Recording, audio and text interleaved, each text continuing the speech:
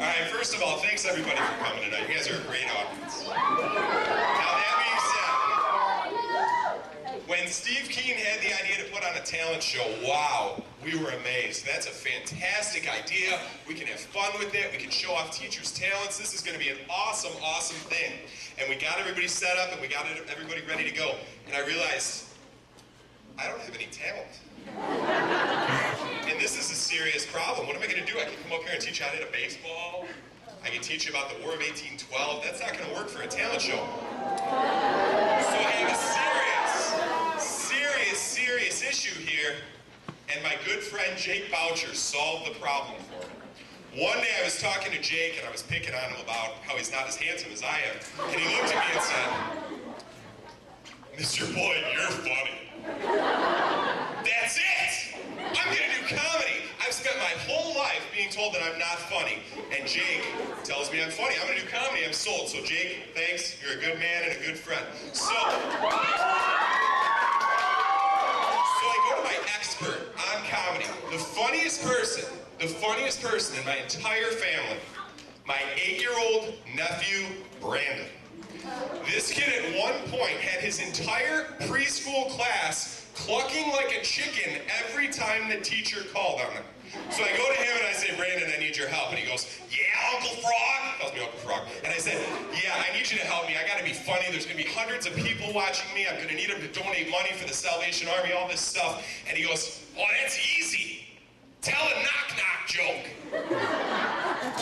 A knock-knock joke. What do you have in mind? Here's a good one. Ready, Uncle Frog? Knock-knock. Who's there? Boo! Don't cry!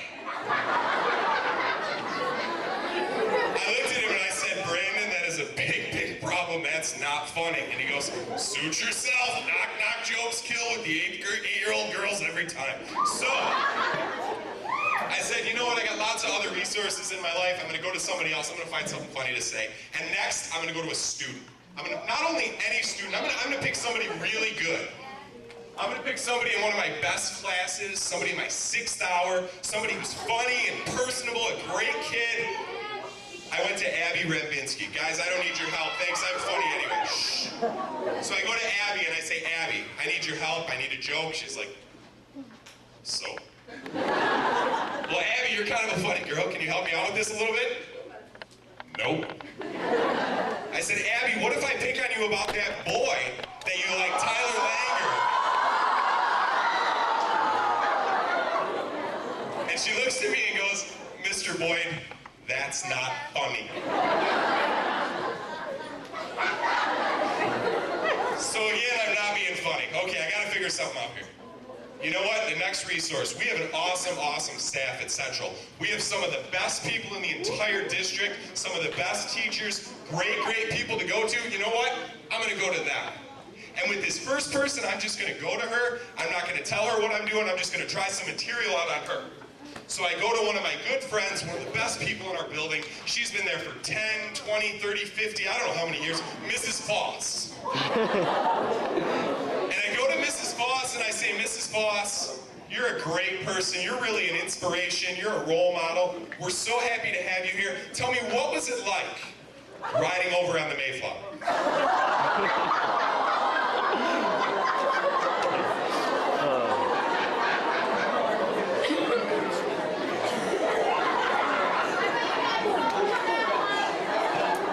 Apparently, Mayflower jokes are not funny based on the look I got from Mrs. Foss. Okay, no big deal, I'll go to somebody else. I'm going to go to Mrs. Malik next. Mrs. Malik is one of my best friends in the world, a wonderful person, wonderful teacher. She'll be able to help me. She always fake laughs at everything I say. So, and you know Mrs. Malik is not, the most fleet of foot sometimes. I mean, there's a 50-50 chance in this next dance she's going to fall off the stage. So if she does, you can laugh, but only after she gets up and she's okay. So I go to her and I ask her if I can talk about that, and she said, "No, that wasn't funny." So I couldn't do that either. You know what? I'm going to try one more staff member. So I go to one of our newest staff members, somebody we are so lucky to have. She's been a huge addition to our staff. She's so incredibly personable.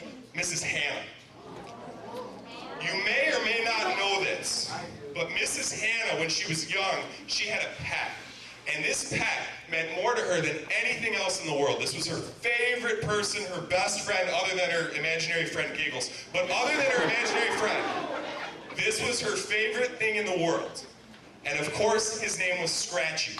Scratchy was a gerbil. Now, Scratchy lived a long, plentiful life, but unfortunately, at the end, Scratchy was killed in an unfortunate sandpaper accident. So I said, Scratchy, sandpaper, that's funny. So I'm gonna go to Mrs. Hannah and ask her if I can talk about Scratchy the gerbil. So I go and I say, look, Mrs. Hannah, I need your help. Scratchy the gerbil, can I talk about the sandpaper accident? And 3 seconds later, when she was crying hysterically, apparently that's not funny either. So I'm like, you know what, I'm running out of options. I'm gonna go to one of my favorite people. You know what, my favorite person in the world, my favorite person to talk to, a person I care about so much, Mr. Helmus. No, not really Mr. Helmus, Mrs. Boyd. I'm gonna go to Mrs. Boyd.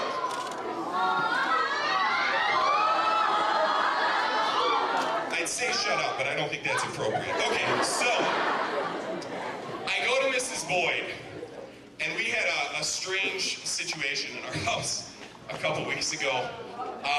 Mrs. Boyd came downstairs, she was getting ready for school, and she looked at me, and she looked somewhat frazzled. And she had a look in her face like something was seriously wrong, like she had just chopped off a finger, a toe, something. I was really worried, and she looks at me, and she goes, Mr. Boyd, I have a gray hair.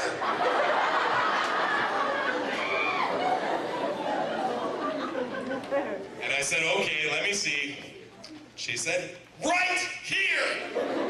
So I look at it and I say, oh, you got another one next to it too. Apparently, that was the wrong thing to say as well. And when I asked Mrs. Boyd if I could share this story tonight, I don't know how many of you were in her class, but Mrs. Boyd has probably the best teacher look of any teacher I've ever seen. I know this because I get this look 3 to 4 times a week. This look is basically, you've done something bad and you need to stop now. But Mrs. Boyd has been known with her look to burn holes in things. If you look in her room very carefully up against the wall, there's 2 tiny slits of her shooting fire out of her eyes at a kid 3 years ago. Let's just say little Frankie is no longer at our school. So, I ask Mrs. Boyd if I can tell this story. She gives me the look. I jump out of the way real quick. We now need a new bathroom mirror, but apparently that's not funny either. So you know what? I got nothing for you. All I can do is tell you a knock-knock joke. So this one is just for you, Talak. Everybody else be quiet. Ready, Talak? Knock, knock. Who's there? Nobody. Pretty good.